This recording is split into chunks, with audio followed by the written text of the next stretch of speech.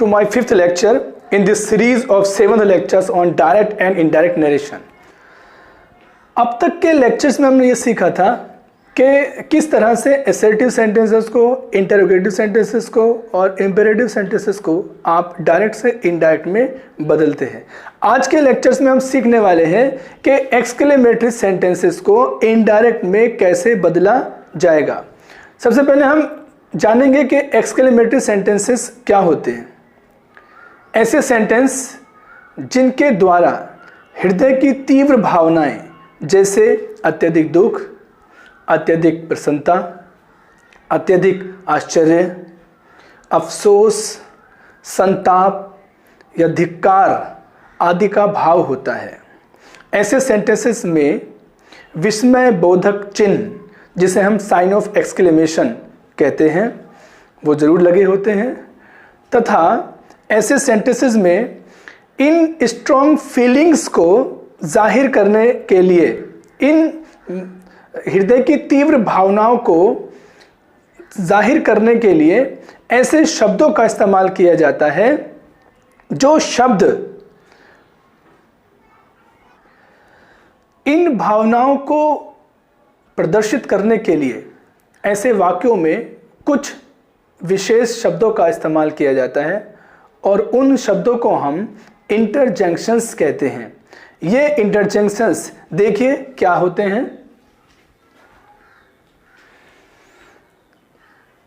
मैंने इधर लिखा है इंटरजंक्शंस। जैसे एक पहला शब्द है अलास। इस अलास का अर्थ होता है हाय।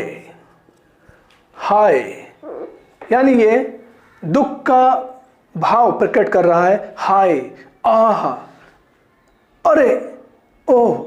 इस तरह के सेंटेंसेस, इस तरह के शब्दों को इस्तेमाल इन सेंटेंसेस में किया जाता है। यानी इन शब्दों से ही जाहिर हो जाता है कि सेंटेंस के अंदर दुख का भाव हो रहा है।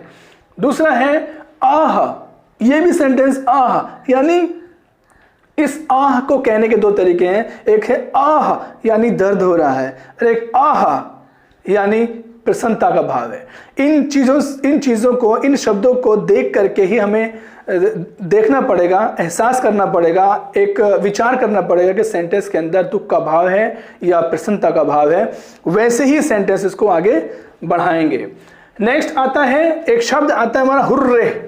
हुर्रे का मतलब होता है आहा, मजा आ गया। हुर्रे, मजा आ गया। इस मजा आने वाले बात को हम अत्यधिक प्रसन्नता के रूप में देखते हैं।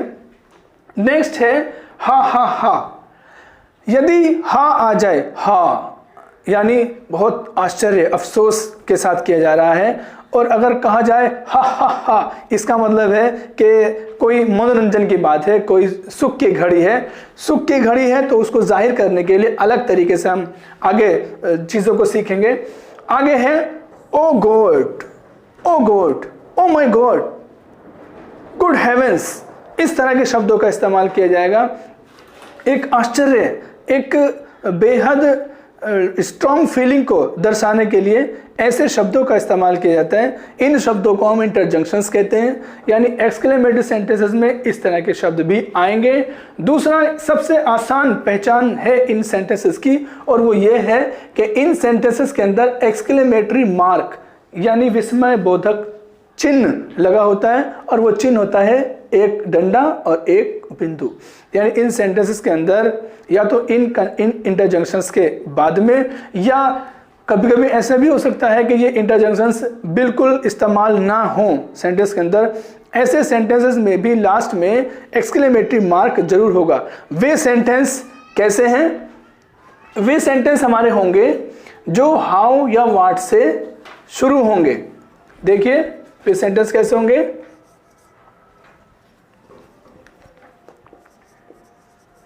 What an idea it is. What an idea it is.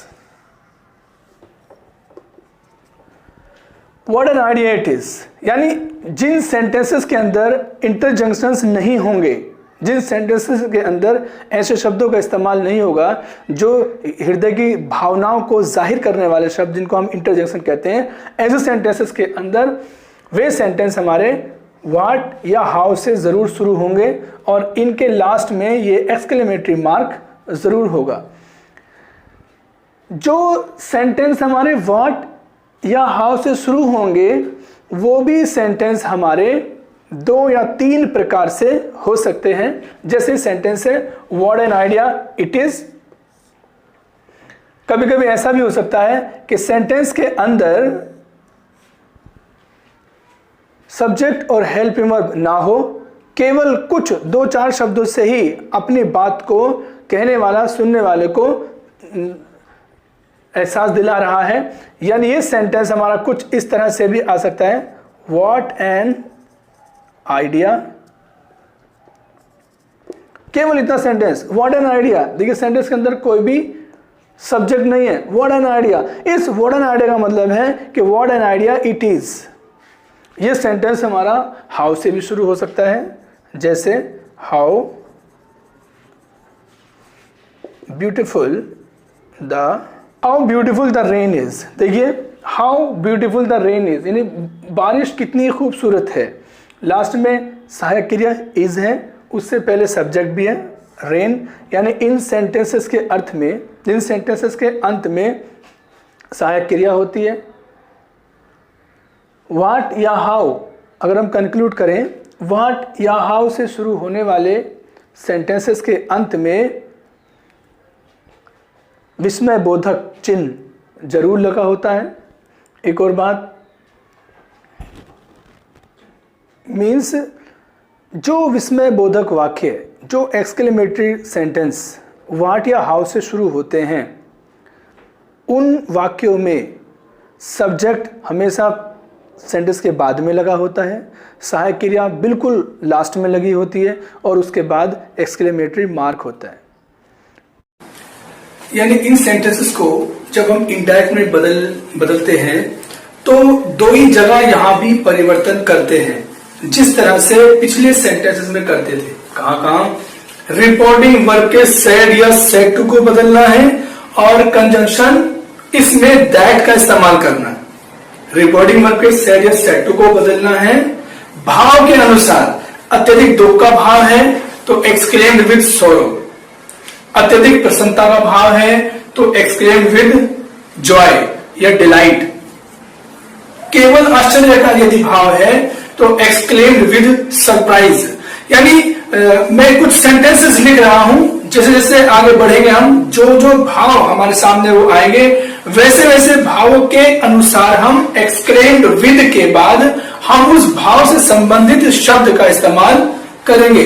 यानी एक चीज क्लियर यहां पर करनी पड़ेगी कि रिपोर्टिंग वर्ब के सेड या सेड टू को हम एक्सक्लेम्ड विद में जरूर बदलते हैं सभी तरह के वाक्यों में।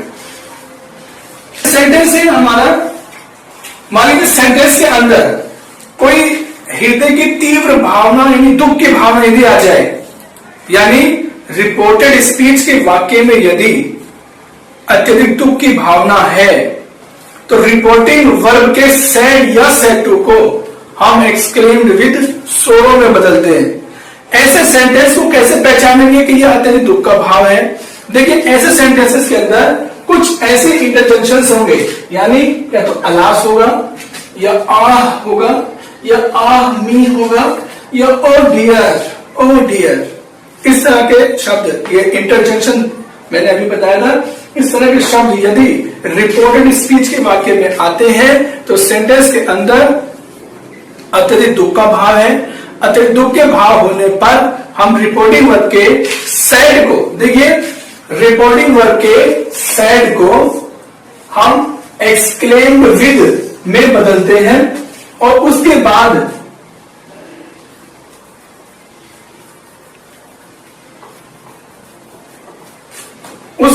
हम सोरो का प्रयोग करते हैं। एक्सक्लेम्ड विद सोरो लिख करके हम कंजंक्शन के स्थान पर सेइंग दैट का प्रयोग करते हैं। केवल दैट का प्रयोग भी किया जा सकता है, लेकिन सेइंग दैट का प्रयोग ज्यादा बेहतर रहता है।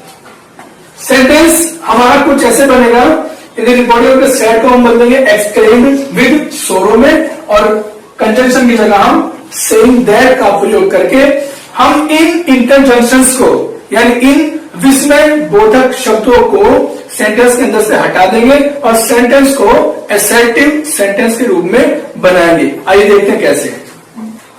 He said, "Alas, my friend died last week."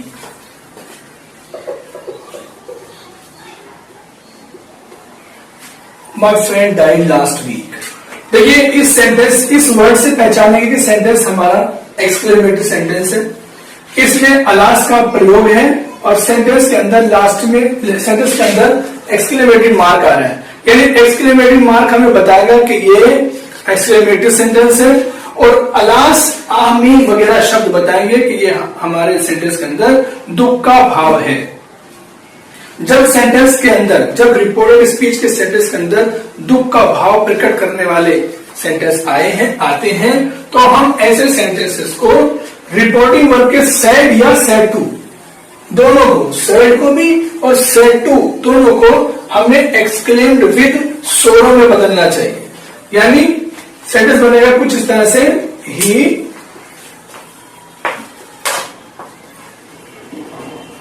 He exclaimed with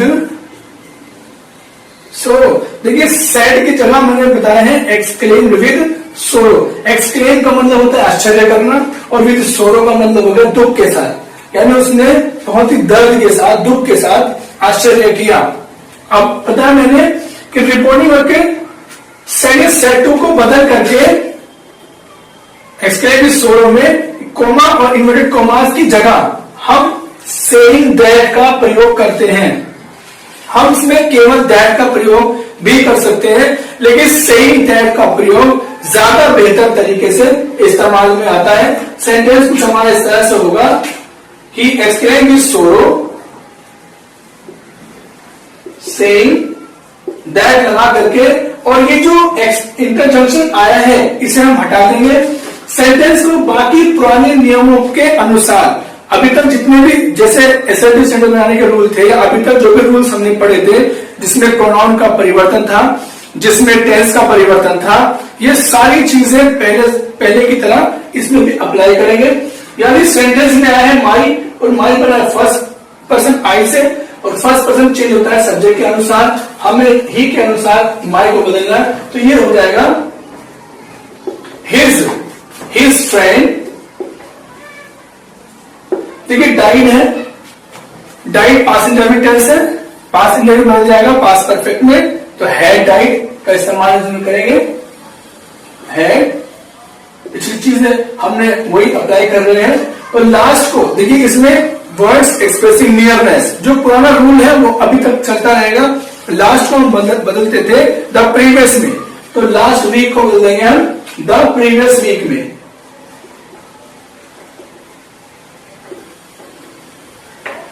last को बदल देंगे द प्रीवियस वीक में। यानी कुछ सेंटेंस तरह से हो जाएगा, ही एक्सक्लेम्ड विद सोरो, उसने दुख के साथ आश्चर्य किया, ये कहते हुए कि उसका दोस्त पिछले हफ्ते मर चुका है।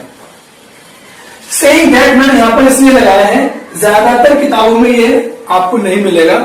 सेइंग दैट मैंने इसलिए लगाया है क्योंकि यहां पर अगर हम सेइंग का इस्तेमाल ना करें तो डायरेक्ट से इनडायरेक्ट की जो फीलिंग है, जो दो लोगों का मैसेज है, वो तीसरा व्यक्ति उसी भावना के साथ उसको जाहिर करने में फेल हो जाता है, असफल रहता है। यानी अगर मैं सिर्फ ये कहता ही एक्सक्लेम विद सोरो दैट, तो ही एक्सक्लेम, उसने एक्सक्लेम किया दर्द के साथ कि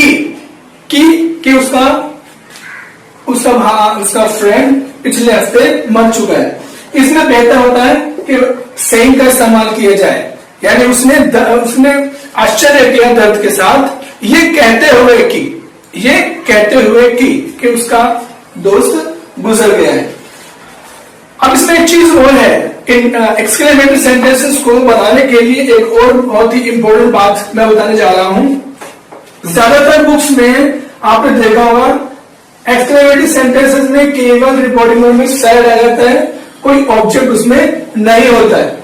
यदि ऐसे सेंटेंसेस के अंदर ऑब्जेक्ट आए, जैसे मैंने ये लिखा है ही सेड टू मी, उसने मुझसे कहा, उसने मुझसे कहा, आह मी आई इंजर्ड माई लेग, आह मेरी लेग में चोट लग गई, मेरे टांग में चोट लगी, उसने मुझे कहा।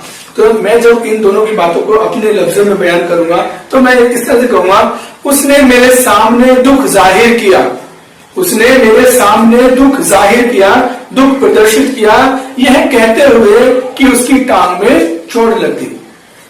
ऐसे सेंटेंस के अंदर ये देखिए, अगर सेंटेंस के अंदर रिपोर्टिंग वर्ब पे सेड या सेड टू का ऑब्जेक्ट भी आता है तो हम इस ऑब्जेक्ट के साथ हम बिफोर का इस्तेमाल करते हैं। बिफोर यानी सेंटेंस रिपोर्टिंग वर्ब पे सेड या सेड टू को तो हम बदलेंगे भाव के अनुसार। भाव है दुख का तो एक्सक्लेम्ड विद सोरो में बदल देंगे, ही एक्सक्लेम्ड विद सोरो लिखेंगे। सोरो के बाद देखिए यहां पे ऑब्जेक्ट भी है, उसने एक्सक्लेम किया, आश्चर्य किया, दुख के साथ आश्चर्य किया मेरे सामने। उसने मुझसे कही ना ये बात, उसने ये बात मुझसे कही, इसका मतलब उसने दुख मेरे सामने प्रकट किया। तो मेरे सामने के लिए मैं बिफोर मी का इस्तेमाल करूंगा, बिफोर मी। यानी इसका जो सही रूपांतरण होगा हमारा इस सेंटेंस का जो इनडायरेक्ट में चेंज जो होगा सही, वो ये इस तरह से होगा, ही एक्सक्लेम्ड विद सोरो बिफोर मी। उसने मेरे सामने दुख प्रकट किया, दुख प्रकट करके आश्चर्य किया। कैसे आश्चर्य किया? क्या कहते हुए आश्चर्य किया? मी को हम हटा देंगे, सेइंग दैट का इस्तेमाल करेंगे। सेइंग दैट, यह कहते हुए उसने मेरे सामने दुख प्रकट करते हुए, दुख के साथ आश्चर्य प्रकट करते हुए मेरे सामने यह कहते हुए दुख प्रकट किया। क्या? के आई देखिए फर्स्ट पर्सन है, फर्स्ट पर्सन क्योंकि सब्जेक्ट से शुरू हो रहा है हमारा, ये असर्टिव सेंटेंस है, यहाँ असर्टिव आ गया तो जो पुराने रूल्स है उसके हिसाब से चेंज होगा। I will be change according to the subject of reporting verb. Our subject is he, तो I will be change into he, तो सेंटेंस हो जाएगा हमारा ही। अब देखिए पास्ट इंडेफिनिट टेंस है, पास्ट इंडेफिनिट बदल जाता है पास्ट परफेक्ट में, यानी हैड और वर्ब की थर्ड फॉर्म। सेंटेंस हो जाएगा ही हैड इंजर्ड माई। देखिए माई बना आई से, I be first person, change equal to subject, subject हमारा ही के हिसाब से माई को जब बदलेंगे तो ये हो जाएगा हिज लेग को ऐसे उतार देंगे। यानी सेंटेंस होगा इस तरह से, उसने एक्सक्लेम्ड किया, उसने आश्चर्य किया, दुख के साथ आश्चर्य किया मेरे सामने, बिफोर मी, मेरे सामने। सेइंग दैट, यह कहते हुए कि he had injured his leg. ज्यादातर बुक्स में एक्सक्लेमेटरी सेंटेंसेस के अंदर केवल रिपोर्टिंग वर्ब में सैड दिया होता है, सैड के बाद कोई ऑब्जेक्ट नहीं दिया होता है। जब ऐसे मामलों में मुश्किल हो जाता है सेंटेंस को एक्सप्रेस करना। मैंने दोनों ही रूपों में सेंटेंस दिया है, ये चेंज आप करेंगे आगे। सेट के बाद यदि टू मी है, यानी सेट के बाद ऑब्जेक्ट भी है, तो ऑब्जेक्ट को लिखने के लिए हम बिफोर प्लस ऑब्जेक्ट का इस्तेमाल करेंगे। कुछ इस अंदाज में यदि सेंटेंस को हम बनाएंगे तो सेंटेंस का सही भाव के अनुसार एक्सप्रेशन ठीक हो जाता है। अब हम आगे बढ़ते हैं। ये तो था दुख का भाव यदि हो। अब हम आगे बढ़ेंगे। यदि रिपोर्टेड स्पीच के वाक्य में अत्यधिक प्रसन्नता का भाव हो तो रिपोर्टिंग वर्ब के सैड या सैड टू को एक्सक्लेम्ड विद जॉय या एक्सक्लेम्ड विद डिलाइट में बदलते हैं और कॉमा इन्वर्टेड कॉमास की जगह सेइंग दैट का प्रयोग करते हैं। जो ये रूल्स मैंने अभी बताए हैं वो वैसे ही चलते रहेंगे। देखिए एग्जांपल्स, देखिए सेंटेंस।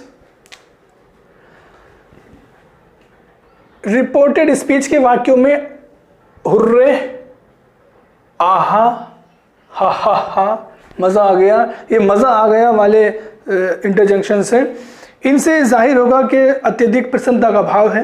जब ऐसे सेंटेंस रिपोर्टेड स्पीच में आते हैं तो हम उनको यानी रिपोर्टिंग वर्ब में क्या परिवर्तन करते हैं, देखिए exclaimed with Joy, exclaimed with Joy दुख का भाव होता है, एक्सक्लेम विद सोरो, लेकिन यहां प्रसन्नता का भाव है तो एक्सक्लेम विद जॉय, और कंजंक्शन क्या लगाते हैं, सेइंग दैट। यानी सेंटेंस हमारा यदि ये है, देखिए ही सेड, केवल सेड है, he said hurray I have top the class, मजा आ गया मैंने क्लास को टॉप कर दिया, हुर्रे। कंजंक्शन क्या है, इंटरजेक्शन क्या है इसके अंदर, हुर्रे। यानी सेंटेंस को बनाने से पहले हम उसका रूप देखेंगे। सेंटेंस के अंदर देखिए ये एक्सक्लेमेटरी मार्क है, यानी एक्सक्लेमेटरी मार्क है तो एक्सक्लेमेटरी मार्क के अनुसार, एक्सक्लेमेटरी सेंटेंस के अनुसार ही सेंटेंस बनेगा। सेंटेंस हमारा कुछ इस तरह से बन जाएगा, देखिए he exclaimed with joy, hurray को हटा देंगे, सेइंग दैट का इस्तेमाल करेंगे, saying that, I first person है, सब्जेक्ट के अनुसार चेंज होगा, सब्जेक्ट है ही तो I will change to he, he. अब देखिए has have present perfect tense बदल जाएगा पास्ट परफेक्ट में, यानी हैज हैव बदल जाएगा हैड में, सेंटेंस हो जाएगा ये he had topped, he had topped the class. Sentence हमारा कुछ ही इस तरह से बन जाएगा। दूसरे सेंटेंस में मैंने सेड के बाद हिज फ्रेंड भी लिखा है, यानी ऑब्जेक्ट भी लिखा है। जिस तरह से पहले सेंटेंस में मैंने ऑब्जेक्ट के लिए हमने बिफोर का इस्तेमाल किया था, इसमें भी वैसे ही इस्तेमाल होगा। देखिए he said to his friend, उसने अपने दोस्त से कहा, आहा आवर रिजल्ट्स हैव कम, हमारे परिणाम आ गए हैं, आहा हमारे परिणाम आ गए, यानी खुशी जाहिर करते हुए वो बोल रहा है। तो हम देखिए क्या कर रहे हैं, इसको अगर मैं हिंदी में, इस सेंटेंस को अगर मैं हिंदी में कहूं, इनडायरेक्ट में बनाऊं, तो हम ये कहेंगे उसने अपने दोस्त के सामने खुशी जाहिर करते हुए ये कहा कि उनके रिजल्ट्स आ गए। उनके, किनके, स्वयं कहने वाले के भी और उसके दोस्तों के भी, यानी उनके, यानी हम आर को बदल देंगे दियर में। यानी सेंटेंस हमारा कुछ इस तरह से होगा, he said to his friend को हम बदलेंगे he exclaimed his friend, he exclaimed his friend, sorry, he exclaimed with joy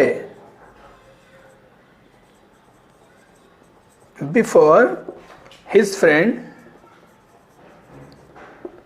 देखिए he exclaimed, उसने आश्चर्य किया, with joy, आनंद के साथ आश्चर्य किया, before his friend, अपने मित्र के सामने, saying that, यह कहते हुए, saying that, यह कहते हुए, क्या कहते हुए, इस आहा को हटा देंगे और आर रिजल्ट्स, बाकी सेंटेंस को बनाएंगे।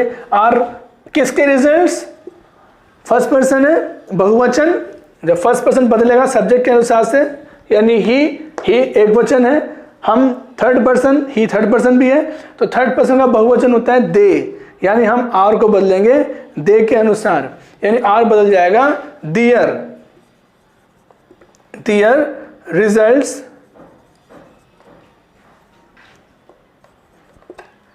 हैज है बदल जाएगा हैड में कम। देखिए ही एक्सक्लेम विद जॉय, उसने आश्चर्य किया आनंद के साथ, before me, before his friends, अपने दोस्तों के सामने, सेइंग दैट, यह कहते हुए कि उनके रिजल्ट्स, उनके किनके, उसके भी और उसके दोस्तों के भी, उन सब के रिजल्ट्स हैव कम, आ चुके हैं। यानी सेंटेंस हमारा ये इस तरह से बन जाएगा। अब देखेंगे यदि रिपोर्टेड स्पीच में धिक्कार का, मन को खिन्न कर देने वाली स्थिति का भाव होता है, तो ऐसे सेंटेंसेस में कुछ इस तरह से इंटरजंक्शंस आते हैं, जैसे फाई फाई फाई फाई छी छी, पूह पूह छी, पूह छी, फाई फाई छी छी। अगर इस तरह के इंटरजंक्शंस आते हैं जिसका अर्थ है कि बात कहने वाला सुनने वाले के सामने किसी बात पर खिन्न है, उसको बहुत ज़्यादा भत्सरना अंदर से निकल रही है, खराब फीलिंग निकल रही है, ऐसे सेंटेंसेस में हम देखिए रिपोर्टिंग वर्ब के सेड या सेड टू को हम एक्सक्लेम विद रिप्रूफ में, रिप्रूफ भत्सरना मतलब छी छी धिक्कार प्रकट करना, रिप्रूफ में बदलते हैं, कॉमे की जगह सेइंग दैट का प्रयोग करते हैं। बाकी रूल्स हमारे पुराने। सेंटेंस हमारे सामने ये है, they said fie you should not behave in this way, छी छी तुम्हें इस तरह से बिहेव नहीं करना चाहिए। देखिए सेंटेंस हमारा ऐसे बनेगा, दे एक्सक्लेम्ड विद रिप्रूफ, धिक्कार के साथ उसने आश्चर्य किया। और क्या इस फाई को हम हटा देंगे, क्योंकि इन इंटरजंक्शंस को हम हटा देंगे, कॉमा इन्वर्टेड कॉमास के जगह हम सेइंग दैट का इस्तेमाल करेंगे, सेइंग दैट। उसके बाद पुराना रूल हमारा ये सेंटेंस असर्टिव आ गया, use the second person will change according to object, object हमारे पास है ही नहीं, अपने आप ही मान लेते हैं, सेंटेंस हो जाएगा ही, शुड को शुड में रहने देंगे, ही शुड नॉट बिहेव, देखिए इन आ गया, और दिस को बदल देंगे हम दैट में, पुराना रूल है इन दैट वे, हमारा इस तरह से सेंटेंस बनेगा। ये उसने आश्चर्य किया, धिक्कार के साथ आश्चर्य किया, ये कहते हुए कि उसे इस तरह से व्यवहार नहीं करना चाहिए। अब देखिए सेंटेंस ये है, अगर सैड के बाद टू मी भी होता तो फिर बिफोर मी का इस्तेमाल करते, इसके अंदर भी इन चीज़ों को बहुत ध्यान से समझने की ज़रूरत है। अब देखना है, यदि रिपोर्टेड स्पीच के वाक्य में शाबाशी का भाव है, किसी को शाबाशी देनी है, कोई बहुत अच्छा काम उसने किया है, यानी ऐसे सेंटेंसेस के अंदर ब्रेवो, वेल या वेल डन आदि शब्द आएंगे। जब सेंटेंस के अंदर ब्रेवो, वेल डन आदि शब्द आते हैं, तो ऐसे सेंटेंसेस के अंदर हम रिपोर्टिंग वर्ब के सेड या सेड टू को एक्सक्लेम्ड में भी बदल सकते हैं, और एक्सक्लेम्ड की जगह एप्लॉडेड में भी बदल सकते हैं, एप्लॉड या प्रेज में। यानी ऐसे सेंटेंसेस को हम दो प्रकार से बना सकते हैं। देखिए कैसे, मैंने देखिए इस सेंटेंस लिखा है, they said to them bravo you have done well, bravo शाबाश आपने बहुत अच्छा काम किया। देखिए इसमें शाबाशी का भाव है। ऐसे सेंटेंस को हम दो प्रकार से बना सकते हैं। एक क्या, रिपोर्टिंग वर्ब के सेड या सेड टू दोनों को, सेड या सेड टू दोनों को हम प्रेज्ड या एप्लॉडेड में बदलते हैं, प्रेज्ड या एप्लॉडेड,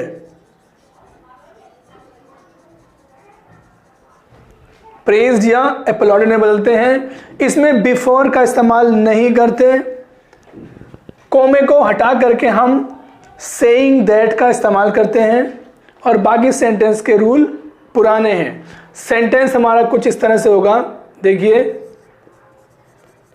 दे एप्लॉडेड, एप्लॉडेड या दे प्रेज्ड भी लिख सकते हैं हम इसकी जगह,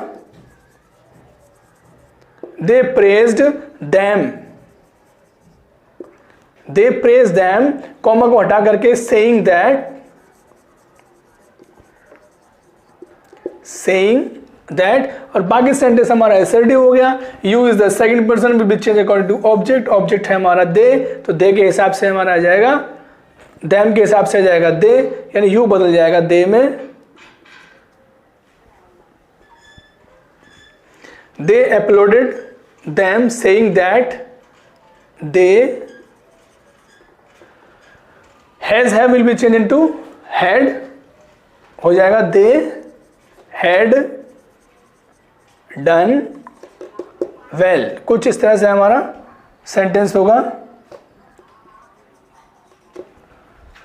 अब थोड़ा देखने की बात यह है कि मैंने रिपोर्टिंग वर्ब के सेड के बाद ऑब्जेक्ट था them, अभी तक हमने अगर ऑब्जेक्ट आता था तो उसकी जगह बिफोर ऑब्जेक्ट भी लगाते थे, बिफोर मी, बिफोर यू वगैरह लगाते थे, लेकिन ब्रेवो वाले सेंटेंस में हमने ऐसा नहीं किया, क्योंकि रिपोर्टिंग वर्ब को हमने प्रेज्ड या अपलॉडेड में बदला है। रिपोर्टिंग वर्ब को प्रेज्ड या अपलॉडेड में बदला है, इसीलिए हमने बिफोर का इस्तेमाल नहीं किया है। मैंने बताया इसको दो तरह से बना सकते हैं हम। दूसरा रूप इसका एक्सक्लेम्ड के इस्तेमाल करने से भी ये सेंटेंस बन सकता है। ये सेंटेंस दूसरा रूप ऐसे बनेगा कि रिपोर्टिंग वर्ब के सेड या सेड टू को हम एक्सक्लेम्ड विद प्रेज में बदलेंगे, एक्सक्लेम्ड विद प्रेज में बदलेंगे। ऑब्जेक्ट से पहले बिफोर लगाएंगे, बाकी रूल पुराने हैं। यानी सेंटेंस हमारा कुछ इस तरह से होगा, दे एक्सक्लेम्ड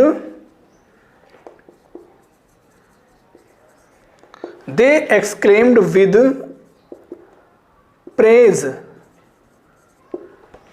या अप्लॉज भी कर सकते हैं, यानी तारीफ प्रशंसा के साथ। उन्होंने प्रशंसा के साथ उनकी तारीफ की, एक्सक्लेम किया, आश्चर्य किया। बिफोर देम, देखिए दे सेड टू देम, उन्होंने उनसे कहा शाबाश। इसका मतलब है they exclaim with praise before them, यानी उन्होंने उनके सामने तारीफ के साथ आश्चर्य किया। कॉमे को हटा करके सेइंग दैट लगाएंगे, सेइंग दैट, यह कहते हुए कि, क्या कहते हुए कि यू हैव डन वेल। बाकी सेंटेंस पुराना है, you the second person change according to object, object हमारा देम, तो हो जाएगा यू हैज है बोल देंगे हेड में, you had done well. Sentence हमारा ये इस तरह से बनेगा, यानी ब्रेवो वाले सेंटेंस को हम इस तरह से बनाएंगे। ऐसी बहुत सारी फीलिंग्स हैं जिनको हम इन सेंटेंस के अंदर बनाएंगे, और उन फीलिंग्स को जाहिर करने वाले कंजंक्शंस, बहुत सारे कंजंक्शंस हैं, मैं उनको अभी व्हाइट बोर्ड पे लिख रहा हूं। उनके हिसाब से एक्सक्लेम्ड विद के बाद उनको लगाएंगे, बाकी रूल पुराने अप्लाई करेंगे। देखिए क्या हो,